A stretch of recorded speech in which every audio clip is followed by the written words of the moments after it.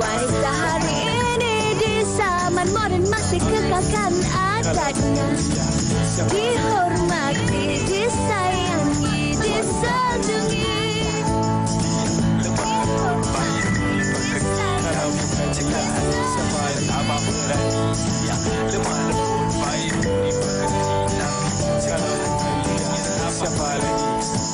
Wanita hari ini.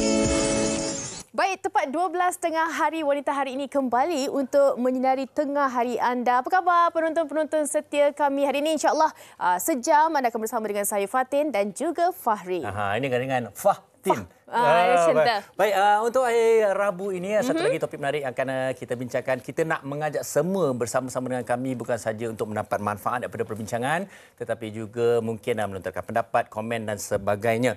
Tetapi sebelum itu Fatin, mungkin kalau kita nak berkongsi apa yang terjadi ataupun apa yang terkini, mungkin lebih baik untuk kita ingatkan sentiasa untuk tentang keadaan cuaca dan sebagainya. Kalau kita lihat keadaan memang tidak menentu. Ada kalanya kita menyangka keadaan hujan, tetapi di sekitar Lembah Kelang ni agak panas terik dah 2 hari, dan bila timbul keadaan macam ni kita risau pula tentang sakit, penyakit dan kesihatan. sebagainya. Betul. Sebab kadang-kadang kalau kita nak memulakan sebarang aktiviti rutin setiap hari kan, kita akan cuaca okey ke hari ni ya, anak-anak okey ke, sebab apa? Kalau dah menjadi hujan, kesesakan lalu lintas juga terkesan. Jadi apa pun kita perlu bersedia dari segi mental jugalah sebenarnya kan, untuk kita bersiap siaga apa sahaja kebarang kalian yang akan berlaku disebabkan musim cuaca. Dan saya juga nak ingatkan, saya nak menyarankan kepada semua ahli masyarakat sebenarnya untuk menjadi masyarakat yang prihatin dan penyayang. Kalau kita lebih lagi tentang keselamatan, bukan saja kita jalan raya dan sebagainya, tetapi anak-anak. Mungkin saya nak merujuk sedikit tentang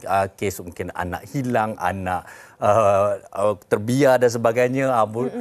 Kan? Kadang-kadang ini sebenarnya saya sangat-sangat harap masyarakat sentiasa mengambil berat, mengambil tahu dan mengambil tindakan yang sepatutnya lah sebenarnya. Betul. Saya rasa mendidik untuk berdikari dan melepaskan adalah dua benda yang berbeza. Jadi kita kena pandai-pandai lah kan untuk kita meletakkan dengan keadaan sekarang ni. Kalau dulu kecil-kecil kita boleh keluar petang-petang dengan kawan tak ada masalah. Tapi sekarang ini mungkin berbeza sedikit. Kata bahaya tu mungkin dekat dengan kita kan. Macam awak sekarang pun saya tengok awak dah boleh berdikari di wanita ini. Jadi saya halus ya awak bagi. Okey, baik. Ini satu keceriaan yang kami ingin terus bawakan kepada penonton-penonton wanita hari ini. Tetapi sebelum itu ada sedikit perkongsian yang positif kami ingin kongsikan bersama anda tentang kita dah sebut pasal anak, pasal keluarga dan sebagainya. Jadi kita saksikan di TikTok. Kan ku kenalkan penampilan hujan di tempat lain, pemandangan bagus di tempat yang jauh, bukan yang di dekat rumah saja. Kita kan ingin punya rumah untuk tempat bermesra. Kau dipanggil ibu sementara aku ayah, bertukar cerita di ruang keluarga, bercengkrama dan menimang buah hati kita. Usah kau berpura-pura kita bahagia, aku tahu kau takut. But if the world was ending, you'd come over, right? You'd come over and you'd stay the night.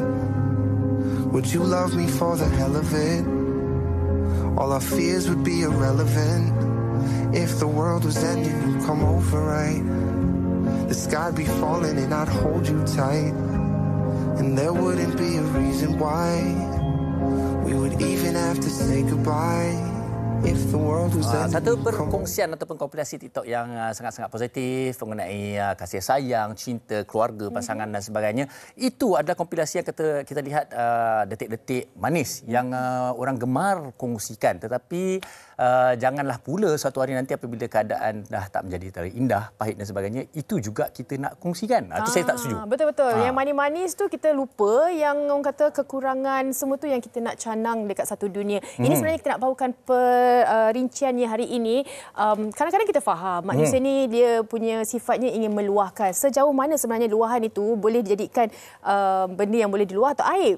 Boleh dikongsi ataupun tidak. Jadi ini sebenarnya kita nak bincangkan pada hari ini. Topik kita adalah aib pasangan. Di mana saya kira satu perbincangan cukup menarik kerana suatu masa dahulu mungkin kita nak bercerita tentang aib, berbual, berkongsi dan sebagainya secara berdepan dan sebagainya. Tetapi kali ini menjadi menjadi satu isu kerana kita dah ada platform-platform yang untuk kita meluahkan perasaan tadi. Betul. Dan kemudian bukan saja orang terdekat yang tahu tetapi masyarakat umum yang tahu. Lebih penting lagi-lagi mungkin mereka yang mungkin sudah pun berpisah, benda-benda yang menjadi tular, video, konten dan sebagainya, benda itu mungkin generasi ataupun anak-anak kita boleh tahu. Jadinya orang kata tak manis lah kan. Itu saya juga rasakan sangat-sangat menarik tentang fakta dan informasi yang akan kita terus bincangkan. Jadi kepada anda sekiranya ada sebarang perkongsian pendapat, mungkin luahan juga boleh lakukannya di Facebook kami dan jangan lupa untuk follow TikTok dan juga Instagram kami WHI TV3 Official kerana kalau kita ini aib pasangan. Aib pasangan pengacara kita tak termasuk. Kita letak tepi dulu. Itu boleh tengok kat TikTok dan Instagram tu. Kita akan bawakan pandangan anda kejap lagi selepas berhenti rehat kepada dua tetamu kita di studio. Kita berhenti rehat seketika, kembali selepas ini di Wanita Hari Ini. Aib kawan tu simpan je lah. Wanita Hari Ini.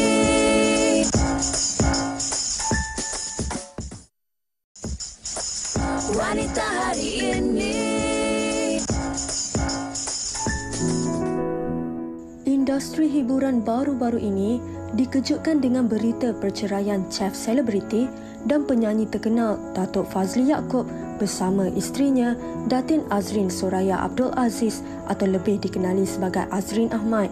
Meskipun ikatan rumah tangga yang dibina selama 18 tahun sudah terlerai, namun pasangan ini memilih untuk tidak berkongsi aib serta masih mengekalkan hubungan baik tanpa perlu bermusuhan. Sebenarnya saya dan bekas isteri Azrin dah berbincang untuk tidak menceritakan perihal perceraian sehingga tamat tempoh iddah. Dan nombor dua, setelah saya rasa keadaan sesuai untuk anak-anak dan keluarga. Kita kalau setiap kali solat, setiap kali kita berdoa, kita selalu doa pada Allah, tutuplah aib kita. Jadi apabila kita dah berpasang pasangan, pada saya kita juga berhak memilih untuk ditutup aib. Jadi kalau dah berpisah, jangan lupa bahawa kita pernah menyayangi, kita pernah menyintai dan kita pernah mengasihani. Berkongsi lanjut mengenai hubungannya bersama bekas isteri, menurut Datuk Fazli, emosi anak-anaknya juga amat dititik beratkan agar mereka tidak terkesan dengan keputusan yang dibuat. Anak-anak adalah kebahagiaan kami berdua. Anak-anak masih membesar. Jadi demi anak-anak, saya dan Azrin memilih sikap untuk tidak ada apa-apa perbincangan negatif di hadapan mereka ataupun bersama mereka. Jadi itu membantu saya dan Azrin untuk kekal baik di hadapan anak-anak dan juga walaupun berdua. Andai kata salah seorang bekas pasangan itu bertindak untuk membuka aib kerana apabila ada anak itu akan melihat di tontonan sosial media bertahun-tahunnya. Bak kata orang putih, whatever is online stays online. Dan perjanjian saya dengan anak-anak, walaupun saya dan ibu mereka tidak lagi bersama sebagai suami isteri, tetapi tidak ada langsung kekangan untuk berjumpa, kekangan untuk bersama. Malahan saya pegang janji itu, walaupun dah berbulan-bulan kami berpisah, kami masih tonton wayang macam mana kami buat 18 tahun dulu. Kami masih makan bersama. Cuma sudah tentulah bila keluar itu tidak lagi pegang tangan. Bila duduk makan itu tidak lagi sebelah. Bila naik kereta itu tidak lagi bersama. Dah 2 kereta berasingan, 2 rumah berasingan. Tapi ikatan kekeluargaan itu masih lagi saya pegang kerana anak-anak tahu bahawa itu tetap ibu mereka, itu tetap syurga mereka. Dan saya masih kekal sebagai ayah mereka selagi ada hayat. Jadi siapalah kita sebagai ibu dan bapa untuk memisahkan pengalaman yang sepatutnya wujud walaupun dah berpisah. Perceraian bukanlah penamat bagi segalanya. Meskipun berlakunya pengakhiran dalam sesebuah hubungan, namun ia tidak seharusnya dijadikan sebagai satu peluang bagi membuka aib pasangan masing-masing. Baik, itu sedikit perkongsian berkenaan dengan situasi yang berlaku Datuk Fazliyah juga bekas isteri, yang kita boleh ambil sedikit iktibar buat mungkin mereka yang dalam situasi yang sama. Kadang-kadang kalau orang cakap penceraian tu bukanlah satu benda yang menamatkan kehidupan kita. Itu adalah satu permulaan. Jadi kalau kita meletakkan negativiti, aib pasangan dan sebagainya, mungkin memberi kesan kepada anak-anak. Itu saya selalu macam titik beratkan. Pendapat yang cukup matang. Ya ke? Benar. Dan saya juga nak memetiklah kalau kita lihat daripada komen atau ulasan Datuk Fazli tadi sendiri pun, kita pernah mengasihi, kita pernah saling berkasih sayang, mencintai. Jadi kenapa kita perlu menyebar aib setelah kita tidak bersama lagi? Betul. Okey, baik, kita nak bawa perbincangan ini bersama dengan dua tetamu kita. Kita nak perkenalkan di sebelah saya Profesor Madya Dr. Azmawati Muhammad Nur, Timbalan Dekan Fakulti Pendidikan Universiti Malaya. Apa khabar Profesor Aziz? Alhamdulillah, sihat. Terima kasih sentiasa tersenyum. Okay. Baik, dan di sebelahnya Tuan Muhammad Haris Smart Yusof, Pegawai Sivil dan Syar'i, Timbalan Presiden Persatuan Peguam-Peguam Muslim Malaysia PPMM. Baik, okey, kita nak buka dengan Prof dululah. Kalau kita nak lihat sebenarnya kita bincangkan ini bersebab sebenarnya kerana inilah senarionya sekarang yang seolah-olah kita rasakan apabila sesuatu berlaku, kita dah tahu dari segi hukumnya menyebar aib ini memang salah dari segi agamanya. Tetapi dari segi masyarakat ini seolah-olah dah jadi normalisasi kerana kita ada banyak medium dan kita bebas untuk bersuara. Jadi ini sesuatu yang sangat-sangat merisaukan kita sebenarnya. Ya, betul. Terima kasih Fahrin. Pertamanya kita kena faham apa tu aib kan. Aib itu ialah apabila mungkin pasangan suami isteri yang masih berkahwin ataupun yang sudah bercerai menceritakan sesuatu tentang keburukan ataupun sesuatu perkara yang dia tak suka tentang pasangan dan kemudiannya dia dengan niat untuk menjatuhkan maruah. Itu memang dah biasa, kita tahu kan apa konsep aib tu.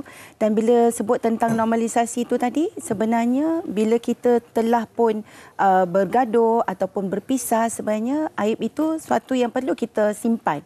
Tetapi ini telah dinormalisasikan. Ini telah menjadi satu keadaan yang biasa di mana semua orang sebenarnya datang nak pasang telinga, nak tahu apa yang dah jadi sebenarnya dengan pasangan itu. Dan selepas tu juga bila dah nak tahu tu, tanpa sedar dia kadang-kadang kita tak nak bercerita sebenarnya, tetapi telah ditanya, diprovok lah senang kata. Jadi dia mula merasakan bahawa ada orang yang boleh dia tumpang rasa emosi yang tidak stabil tu. Jadi dia mulalah bercerita. Dan bila ada medium-medium ini, sebenarnya macam saya katakan tadi, ada mungkin diprovokasi dan ada juga sebenarnya memang tak cerita. Tetapi medium-medium tadi tu dia tukar, dia letaklah sesuatu macam yang boleh menarik minat untuk kita baca. Dan kita pula sebagai manusia, kita mudah berprasangka.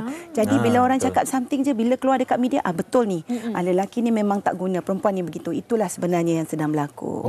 Okey, tapi merisaukan sebenarnya kan Prof kan, kalau melihat kepada memanglah kata tahap penceraian tu meningkat, tetapi disebabkan orang-orang di sekeliling ni sebenarnya memberi kesan juga. Okey, baik, saya nak tanya kepada Tuan Haris. Kita tahu apa agaknya tindakan yang boleh diambil kalau bukan saja selepas bercerai tetapi masih lagi dalam status suami isteri. Apa tindakan yang boleh diambil kalau kita mengaibkan pasangan ni? Ya, dari sudut konteks sivil ya Fatin, ada dua tindakan utamalah yang boleh diambil. Pertama dari sudut jenayah. Jenayah kita ada peruntukan dalam Kanun Kesesaan. Itu secara khusus peruntukan Seksyen 509 Kanun Kesesaan bagi menjatuhkan kehormatan atau maruah seseorang itu, tidak kira sama ada si suami atau si isteri. Boleh didakwa. Di mana kesan dia jika sabit salah di mahkamah, boleh dikenakan pemenjaraan 5 tahun penjara atau denda atau kedua-duanya. Itu dari sudut jenayah. Dari sudut sivil, apa yang boleh diambil? Boleh dikenakan fitnah. Sekiranya tidak dapat dibuktikan sejauh mana kebenaran sesuatu fakta yang didakwa oleh pasangan yang satu lagi. Sebab itu kita kalau boleh, kita tak nak aib ini diceritakan kepada satu dunia. Diceritakan kepada semua orang nak tahu apa yang berlaku. Biarlah pasangan tersebut sahaja yang tahu. Biarlah rahsia. Apalah yang berlaku dalam rumah tangganya tersebut. Okey, tapi Tuan, cukup menariklah pasal jenayah sivil. Bermakna selama ni apa yang kita perhatikan, tindakan boleh diambil oleh pihak pasangan inilah sebenarnya, tapi nampak gaya macam tak ada. Jadi mungkin apa yang menjadi kekangan ataupun bagaimana nak beban pembuktian tu sebenarnya? Okey, Farin, begini. Dari sudut tindakan yang boleh diambil ni, macam mana kita nak laksanakan, apa proses yang kita perlu faham dan sebagainya, seeloknya dapatkan nasihat peguam. Kerana orang yang ahli dalam undang-undang tersebut adalah peguam. Jika pasangan tersebut mempunyai isu antaranya yang kata pasangan satu lagi bagi membuat satu sebaran aibnya di media sosial ataupun di mana-mana platform lah. Ya. Kemudian pasangan yang satu lagi yang disebarkan aibnya tersebut tidak berpuas hati dengan apa yang berlaku. Maka apa pula yang dibuat? Okey, dapatkan nasihat peguam supaya apa? Peguam boleh menasihat cara saluran yang betul untuk pergi. Sebab ada sesetengah pasangan, mereka terus pergi ke, sebagai contoh ke balai polis. Untuk buat aduan, report dan sebagainya. Tapi tidak mengetahui apakah elemen-elemen yang hendak dimasukkan. Di dalam report polis tersebut menyebabkan reportnya tidak diambil tindakan. Kerana tidak ada elemen yang mencukupi untuk pihak berkuasa menjalankan tindakan tersebut.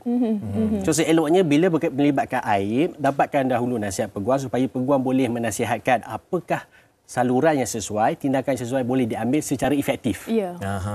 Begitu. Okey, baik. Itu dari segi perundangannya. Saya nak kembali kepada Profesor. Yang mana kalau kita melihat kepada aib pasangan ini, masih lagi dalam status suami isteri ataupun dah pun bercerai, bukan sahaja dalam media sosial tetapi dalam keluarga. Kadang-kadang niat kita tu kadang-kadang meluahkan, berkongsi. Sejauh mana sebenarnya kalau kita perkongsian kita tu sebenarnya itu dah sebenarnya membuka aib tu. Mungkin boleh kongsikan. Sebenarnya kan kalau kita nak bercerita itu dengan orang yang boleh membantu. Contoh kalau dengan pasangan suami isteri, kita selalu kata boleh cari ibu ayah untuk membantu dari segi menyelesaikan masalah. Ya. Tetapi kadang-kadang kita tak sedar, kita tercerita dengan rakan-rakan di pejabat yang sekiranya mereka ini tak tahu pun cara nak menyelesaikan masalah, tetapi mereka instead what they do ialah mereka mula bercerita, dan yang kita risaukan bila kita membuka aib, sebenarnya kita tidak sedar kita sedang membuka aib suami atau pasangan kita, dan at the end of the day dia menunjuk balik kepada kita. Bagaimana dia reflect balik kepada diri kita, bagaimana kamu tangani. Agaknya kamu sendiri yang tak reti nak jaga pasangan. So banyak benda yang kita kena fikirkan. Jadi pada pandangan saya adalah apabila kita nak meluahkan tu, cari orang yang betul-betul boleh bantu untuk menyelesaikan. Kalau kita nak kata aib tu boleh mendatangkan kemudaratan. Tetapi kalau dalam nak bercerita itu berbeza. Kalau aib tu kalau boleh kita janganlah buka aib. At the end of the day kesan kepada keluarga kita sendiri. Kita ada anak.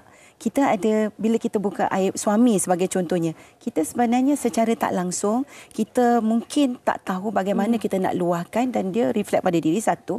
Anak-anak tu juga nanti, bila dah besar, sekarang ni musim orang kata teknologi, at the end of the day, dia berbalik kepada diri kita. Bila dia tengok bagaimana ibu dan ayah bergaduh, bagaimana mereka menulis di platform social media, di Facebook, di Twitter contohnya. Dan ini beri kesan, bila mereka dah besar sikit, kawan-kawan di sekolah pula mula mengejek. So banyak benda sebenarnya yang kita nak fikirkan. Pada saya bukan buka aib, tapi cari jalan penyelesaian, berkomunikasi. Komunikasi pun ada cara dia. Bila kita nak berkomunikasi cara efektif, kita selalu sebutkan. Kita selalu kata, okey, abang, I nak cerita dengan you hari ini. Tapi kita sebenarnya boleh kata, abang, mungkin hari ini hari yang lebih baik. Tukar tone sikit.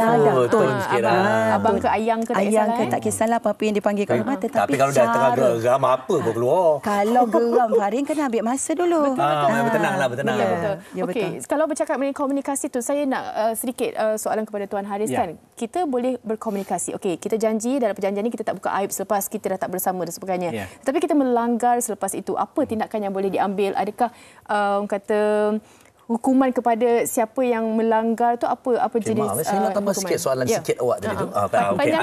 Tak, pasal dia komunikasi. Mungkin perjanjian secara lisan dan secara bertulis dan bertanda tangan. Mungkin ada perbezaan, boleh diguna pakai ataupun tidak. Ya, betul. Kita nasihatkan Fatin dengan Farin adalah untuk pihak-pihak lakukan secara perjanjian bertulis. Okey. Dan dari sudut syariah, seeloknya perjanjian bertulis itu dilakukan, direkodkan di mahkamah, di hadapan hakim. Jadi bila perjanjian itu telah direkodkan di mahkamah, maka mana-mana pihak melanggar perjanjian tersebut, katakanlah terma A, B dan C itu berjanji kata tidak mendedahkan aib suami ABC.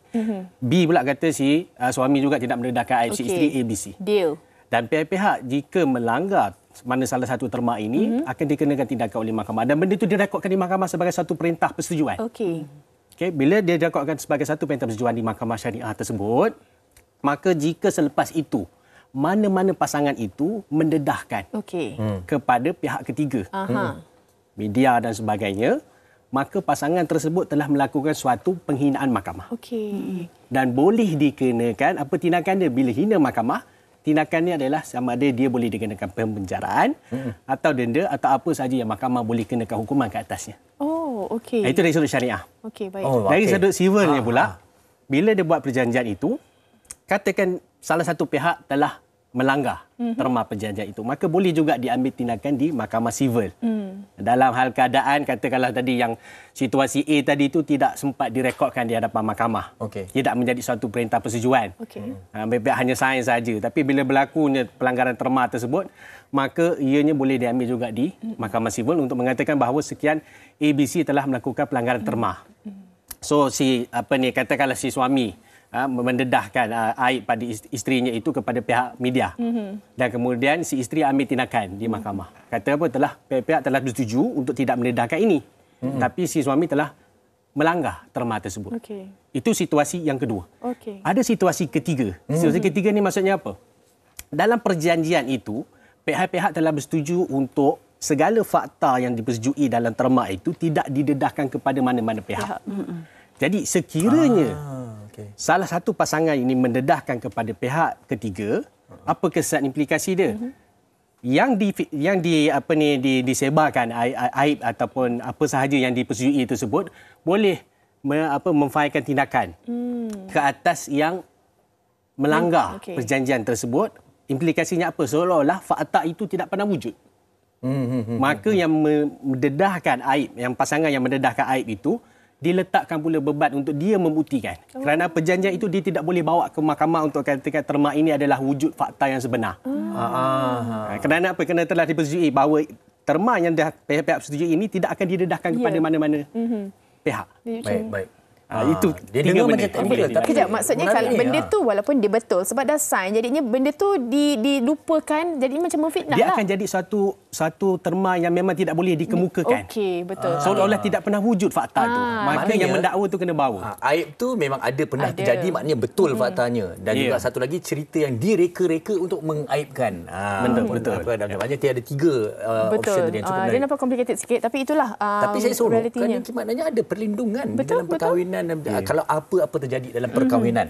Okey, baik. Kita nak sambung dengan Prof dan juga Tuan Haris. Tapi kita nak dengarkan juga pandangan mereka di luar sana berkenaan dengan aib pasangan ni. Jom kita dengarkan.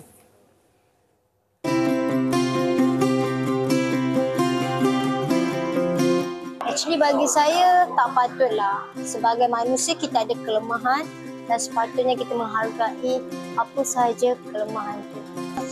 Jangan ambil terlalu serius sebab kita perlu berbincang dalam rumah tangga kita tau.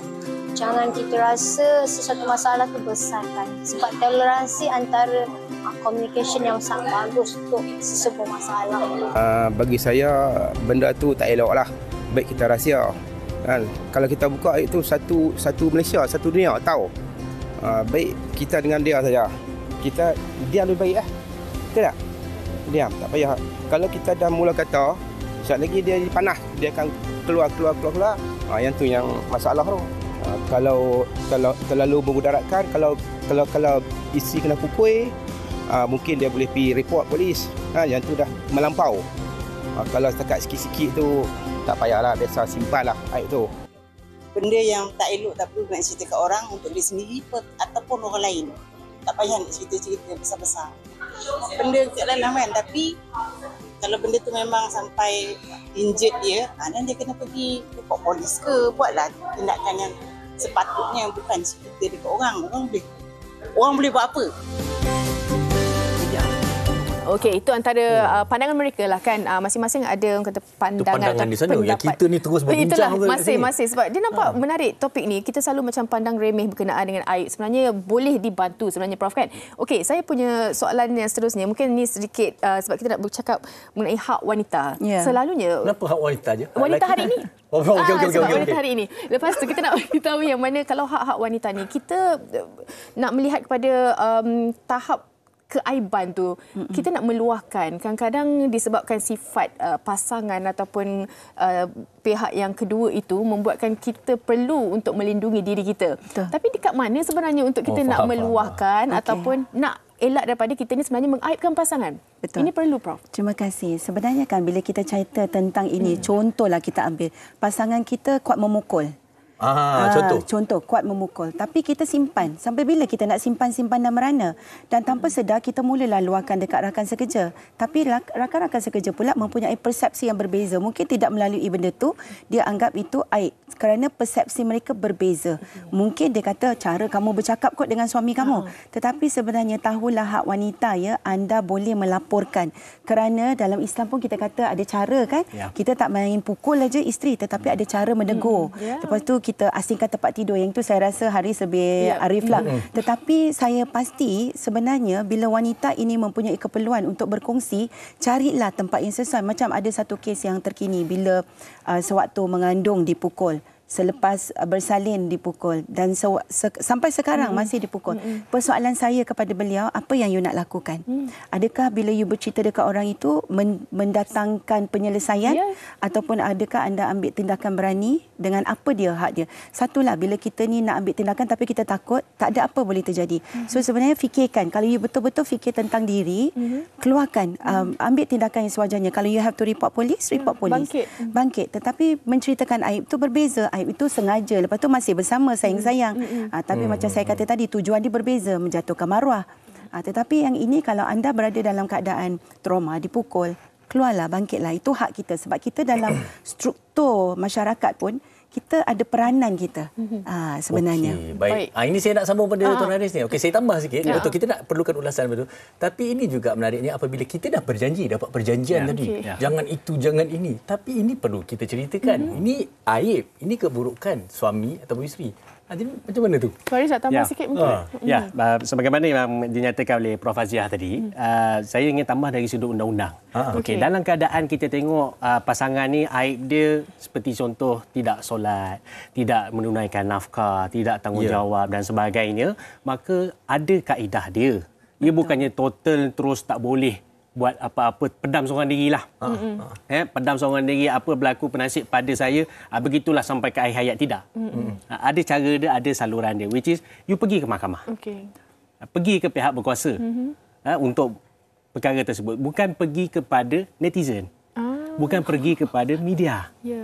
Untuk tujuan apa? Adakah media dan netizen itu merupakan mahkamah yang akan memutuskan, memberikan perintah dan sebagainya. Sebagai contoh, mengatakan bahawa aib si pasangan ini, dia tidak menunaikan nafkah. Dia seorang yang, sebagai contoh, kaki minum. Seorang yang kaki pukul dan sebagainya. Jadi apa solusi yang hendak diperoleh?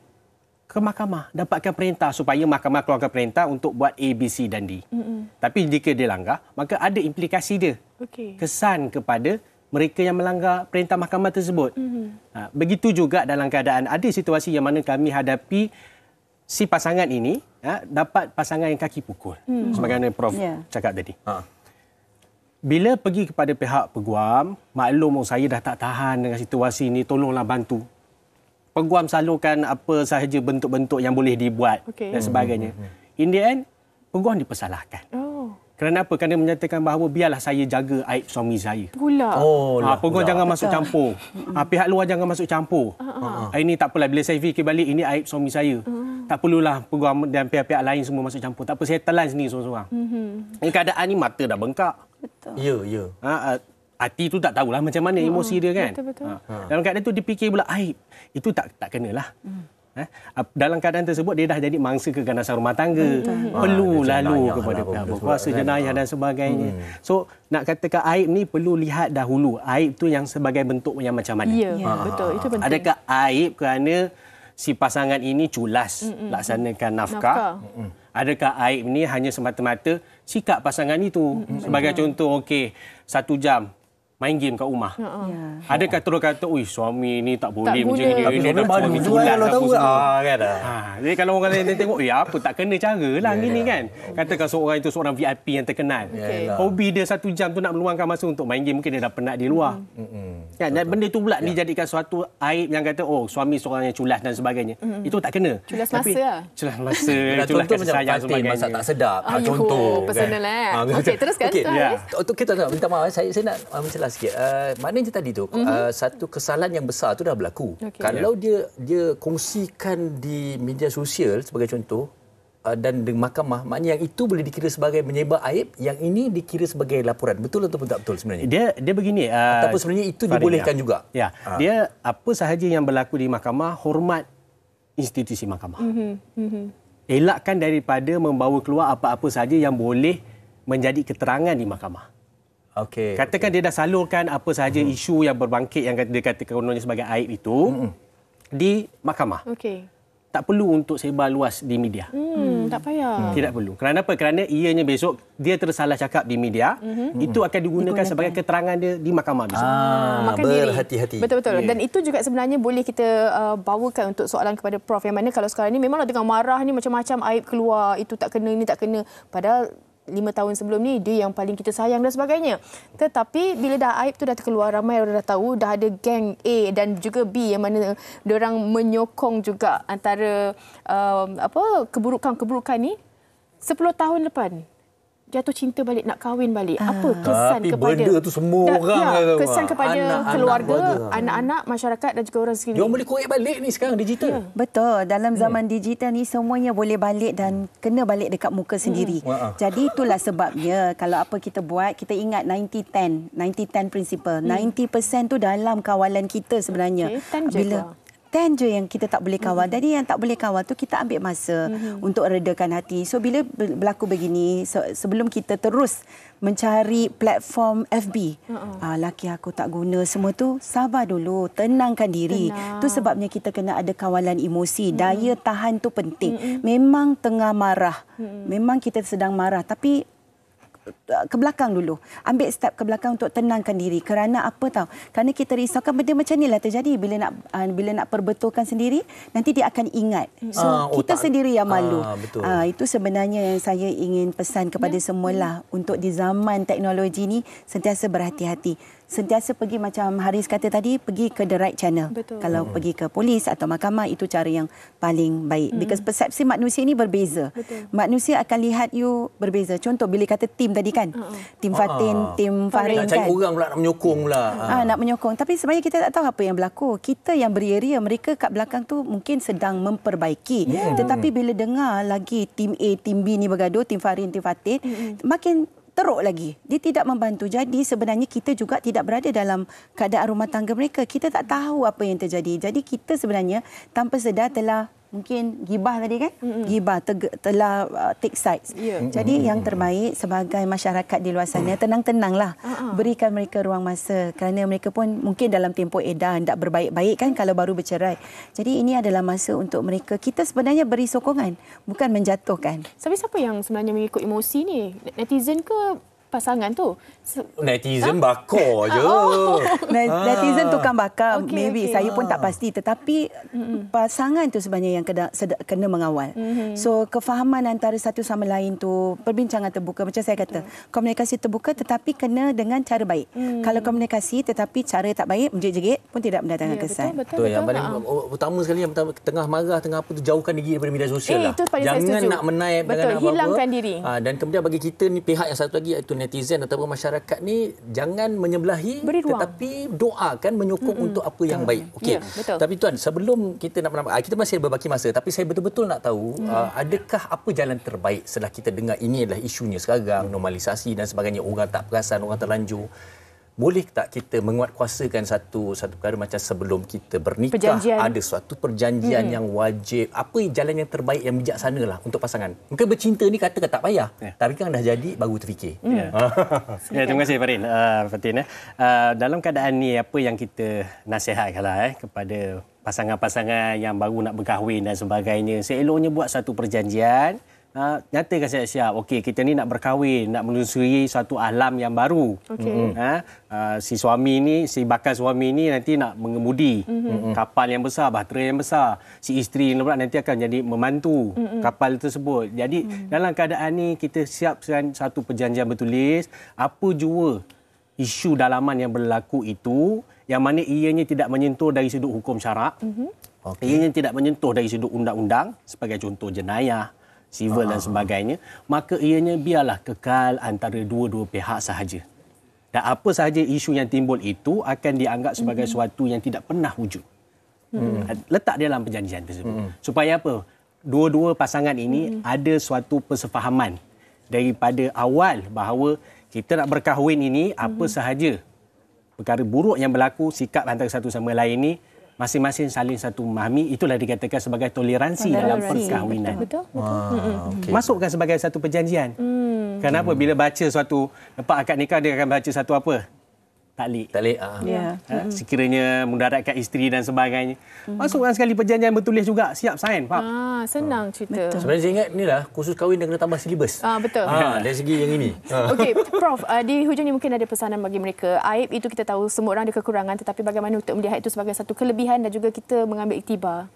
Okey, kalau kita nak kata mengambil kelebihan tu, sekiranya kita tahu yang kita tak naklah menyebarkan aib tu, tetapi kita kuatkan diri kita, cari channel yang betul dan untuk semua masyarakat di luar sana bantu. Beri sokongan. Jangan pula meruntuhkan lagi apa yang mereka sedang bina, mungkin nak berbaik semula, tetapi kita pula yang menjerumuskan mereka ke arah yang lebih tidak baik, insya-Allah. Insya-Allah. Okey, dan kita sebenarnya banyak di Facebook kan komen-komen. Okey, untuk menutup perbincangan kita hari ini, mungkin kita berkongsi satu komen daripada Haziq Raji Nafif. Kadang hanya menulis dan bercakap untuk berkongsi, tapi terlupa telah beritahu tanpa sengaja kisah pasangan. Nak berkongsi tak salah, nak luahkan apa yang dirasa tak salah, cuma lebih baik diam apabila tengah marah. Sedih ataupun tekanan dan pilih cara terbaik dengan istirahat. Lama kelamaan akan okey meskipun tidak sekurang-kurangnya keadaan stabil. Lebih tenang, kita jadi lebih rasional, tenang dan kita boleh buat keputusan yang baik. Baik, saya nak ucapkan terima kasih banyak Profesor Madya, Dr. Azmawati, Muhammad Noor dan juga Tuan Muhammad Haris Mat Yusof atas perkongsian. Saya kira banyak sebenarnya input yang kita dapat. Betul. Dan juga buka mata untuk kita lebih tenang untuk membuat sebarang keputusan dalam rumah tangga ni. Betul. Apa yang pasti setiap apa yang dalam perkahwinan ni bila kita bergaduh sebenarnya tak ada menang, tak ada yang kalah. Kerana itu adalah lagu seterusnya daripada penyanyi jemputan kita sebentar saja lagi. Jadi jangan ke mana-mana, kita berehat seketika. Selepas ini. Wanita hari ini.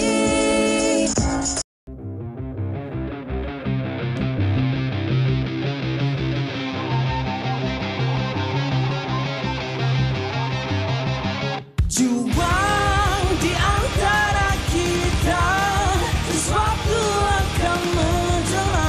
Kuat daya, siap sediakah menang atau kalah juang. Bergabung tenaga, kuasa perkasaku dalam dirimu. Gegarkan mereka, letakkan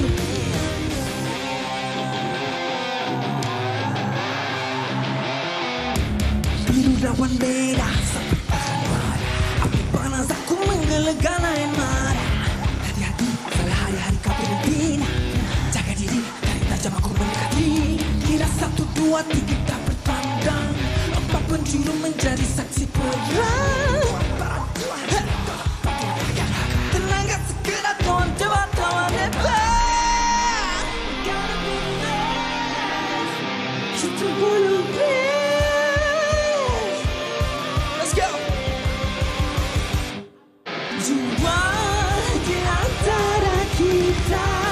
sesuatu akan menjelma. Kuat daya, siap sediakah menang atau kalah juang. Kuasa perkasa aku dalam dirimu. Gerakkan mereka. Siapa tahu diam-diam, mungkin juga ada malam-malam dalam pendam. Makin gundah dalam gendam, gegar rahsia. Dapat cukup tataku bahana.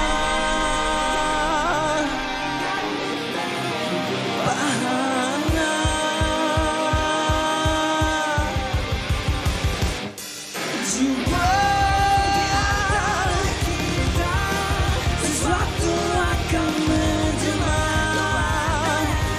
Siap sediakah menang atau kalah jua.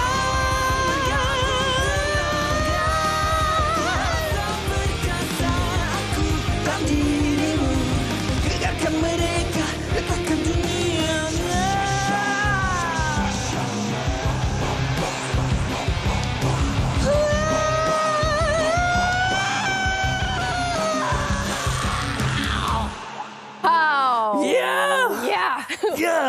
bersemangat kita lain macam lah. Dia tak habis lagi. Okey. Wow. Bertenaga, ceria. Nampak nak tarik nafas dulu. serupa tapi bukan dia. Apa khabar? Alhamdulillah sihat. Okey, hebatlah awak. Kita terasa dia punya tak tahu vibe dia yang mana satu nak ni. Saya tak tahu nak pandang. Jom kita tengok sikit. Itu kalau kita ada kamera handheld, kita begak-begak. Okey, kita nak cerita juga ni lagu yang terbaru. Bolehlah kongsikan dengan penonton. Lagu apa tajuk dia? Menang atau kalah? Menang ke kalah? Saya pilih menang lah. Okey, so lagu Menang atau Kalah ni adalah single yang paling terbaru daripada saya, seorang Firdaus Rahmat. Yang actually lagu ni sebenarnya runut bunyi untuk drama yang bertajuk Squad X. Okey. Yes. Okey, tentang genre ini, rock. Dan kalau kita lagu dia memang rancak, nak metal-metal sikit ada. Memang memilih genre ini atau nak mencuba ataupun memang seronok? Tidak memilih sama sekali. Tetapi berani nak menjayakannya. Berjaya. Okey, actually sebenarnya saya mencabar diri saya sendirilah untuk nyanyikan satu genre, sebab sebelum ni ada juga dia lebih kepada J-rock. Tapi kali ini dia dalam rock, ada rap lagi. Betul. Ya Allah, apa aku buat ni? Tapi tadi okey. Okey sangat. Kita orang dah banging dah tu. Sebab dia satu kata semangat yang macam betul-betul kita nak lawan ni. So menang kalah tu memang sesuai sangatlah. Okey, siapa di sebalik lagu ini? Siapa yang kata melamar awak? Yes, pelamar saya diri saya sendiri sebenarnya. Senang buat kerja. Okey. Ada sebenarnya ada daripada drama Sirini sendiri yang mintalah untuk buat lagu yang seperti yang bertepatan dengan drama itulah. Dan saya bersama dengan komposer EQQ bekerjasama dalam pemikiran lagu ni. Tak lama pun dalam sebenarnya the whole song tu kita orang siapkan dalam masa sejam. Power. Siap semua. Okey, tapi proses ni sangat menarik. Saya sebagai orang terlibat dalam drama, lakon dan lain-lain. Bila diberi tugasan ataupun diberi bidang untuk buatkanlah lagu untuk cerita ni ataupun siri. Jadi macam mana dapatkan inspirasi dan mungkin genre tu datang setelah dapatkan gambaran mengenai perjalanannya macam mana projek tu. Sebab saya pun tanya juga individu yang approach saya ni kan. Saya tanya, okey, drama ni macam mana? Sinopsis dia semua, jalan cerita je. Dia punya rangka cerita tu tersendiri kan.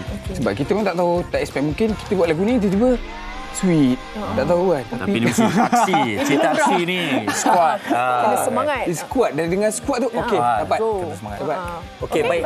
Harapan dan juga apa social media untuk kita terus mengikuti perkembangan. Firdaus. Dia tak habis lagi tu. Saya tengok berpenat. Silakan Firdaus. Okey, tapi di kesempatan ini saya nak sebenarnya sebelum Menang atau Kalah ada juga lagu yang saya keluarkan dengan bersama Faizal Tahir. Baru Menang Kalah ni terkeluar. Banyak juga lagu ni tahun ya, alhamdulillah. Alhamdulillah. Harapan saya supaya semua orang yang menonton support saya, support lagu Menang atau Kalah, boleh check, boleh ushare dekat Menang atau Kalah di semua digital platforms, and insya-Allah. Sebab MV tak shooting lagi, tak shoot lagi. Akan datang. So stay tune. Okey, stay tune. Terima kasih Firdaus sama kita pada wanita hari ini, memberikan satu semangat yang luar biasa untuk kita. Dan saya harap semangat itu terusan supaya anda terus bersama kami, kerana kami juga akan berkongsi pelbagai lagi info dan juga topik untuk hari esok. Jadi kita berehat seketika, jangan kemana. Terima kasih. Wanita hari ini. Wanita hari ini. Baik, terima kasih masih lagi bersama kami. Kita dah sampai di hujung siaran, tetapi ada sesuatu yang menarik nak kami kongsikan bersama dengan anda. Ya, saya nak kongsi tentang cahaya. Wow. Ini dia. Tenaga Nasional akan menampilkan program khas bertajuk Cahaya Impian yang membawa sinar harapan kepada mereka yang memerlukan. Bermula 4 Oktober hingga 8 November setiap Jumaat jam 10 malam hanya di TV3 dan boleh juga stream melalui Tonton. Dan mari kita saksikan sedutan program Cahaya Impian menyinari harapan insan. Jom. Mungkin hadiah juga dari dia untuk saya. Berusaha jugalah kalau boleh nak umur sendiri ya. Ribuan terima kasih bagi saya satu hadiah besar. Mak kita dah tunggu lama dah, rumah baru. Alhamdulillah benar. marilah dianjur kasih ni dengan tengok TMB ni memang TikTok lah sini selesa sangat. Baik, itu dia. Dan ini juga kami nak kongsikan berkenaan dengan calar cinta. Sanggup lakukan apa sahaja demi memiliki apa yang dia mahu. Adria bertindak menghancurkan cinta dan persahabatan. Iri dengan hubungan Inara dan juga Haris. Dengan Adria nak rujuk balik. Apa akan jadi bila rahsia besar akhirnya terbongkar? Jadi anda kena saksikan Calar Cinta Isnin hingga Khamis jam 10 malam di TV3 dan juga anda boleh stream episod baru 24 jam lebih awal ditonton juga. Jangan lepaskan peluang, menarik sebenarnya kalau kita layan cerita-cerita ditonton ni. Calar Cinta. Cerita Calar Cinta ni, aduh hai. Kita kembali kepada topik kita hari ni lah. Betul? Tercalar aib. Kan? Jadi kami harapkan perbincangan kami hari ini penuh manfaat dan juga penuh kisah. Terima kasih atas perkongsian anda di Facebook dan sebagainya. Betul. Okey, cerita pasal aib, cerita pasal perkongsian dan sebagainya di mana kita ini harus sedar yang bahawa kita sentiasa diperhatikan. Tapi bila diperhatikan tu ada sesuatu juga yang harus kita sentiasa jaga-jaga. Betul. Kita akan bawakan topik berkenaan dengan apa yang Farin kongsikan iaitu penyakit ain. Esok temu janji kita tepat jam 12 tengah hari. Boleh hantarkan komen-komen anda berkenaan dengan penyakit ain. InsyaAllah esok kita akan perincikan. Ramai yang pasti nak tahu, ramai juga rasa nak mendinding diri, melindungi diri dan kita akhiri di sini dan kembali bersama Fatin esok dan juga rakan kita yang lain. Dan jaga diri, jaga kesihatan, jangan sebarkan aib. Okey, Assalamualaikum. Bye. Usahawati ibu istri permaisuri. Dia Usahawati aliran masa kini, dia penyambung warisan Sri Kandi. Dia lemah lembut baik budi pekerti, tapi cekal hati dia tabah berani pendidik puteri dalam hal jati diri. Dia permaisuri kepada si suami, kepada anaknya. Dia ratu di hati, tunggak keluarga, kalau bukan dia siapa lagi? Wanita hari ini bijak mengatur, mengurus mata wataknya. Usahawati ibu istri permaisuri. Wanita hari ini di zaman moden masih kekalkan adatnya. Dihormati, disayangi, disanjungi. Dia Usahawati aliran masa kini. Dia penyambung warisan Sri Kandi. Dia lemah lembut baik budi pekerti, tapi cekal hati dia tabah berani pendidik puteri dalam hal jati diri. Dia permaisuri kepada si suami, kepada anaknya. Dia ratu di hati, tunggak keluarga, kalau bukan dia siapa lagi? Wanita hari ini bijak mengatur, mengurus mata wataknya. Usahawati ibu istri permaisuri. Wanita hari ini di zaman moden masih kekalkan adatnya.